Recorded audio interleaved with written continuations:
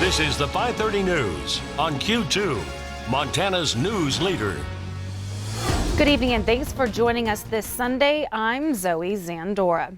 Late last week, Israel barred 2 congresswomen from entering the country. President Benjamin Netanyahu said the plan of the 2 congresswomen is only to damage and to foment against Israel. The 2 representatives, Rashid Tlaib of Michigan and Ilhan Omar of Minnesota.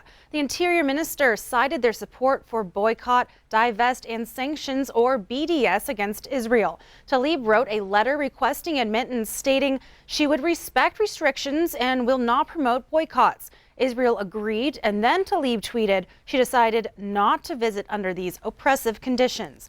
Governor Steve Bullock making an appearance as a Democrat presidential candidate on Fox News Sunday morning. The show's host Dana Perino asked Bullock about the bipartisan trip to Israel that Tlaib and Omar chose not to make last week. Either way, at the end of the day, Israel ought to be saying that we welcome members of Congress to come to their country. I mean, this is, look, I don't agree with the things some of those members of Congress have said about Israel. I don't agree with the approach, but that's also, you know, as a trusted ally, Israel should be allowed to have that sort of dissension. On the same topic, we asked Senator Steve Daines about the barred trip yesterday. He did not talk about the trip, but he did address the representative's support of the boycott, divest, and sanctions effort against Israel. I'm just very concerned with some of the rhetoric I hear from some of these, frankly, extreme left voices in the U.S. House. They're anti-Semitic.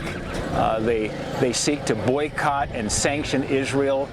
I think that's wrong when you stand with Israel. And I'm just concerned with some of this, frankly, extreme rhetoric coming out of some members of the U.S. House. The senator has been on several trips to Israel, which he says is the U.S.'s strongest ally in the Middle East. He says U.S. needs to protect and stand strong with Israel.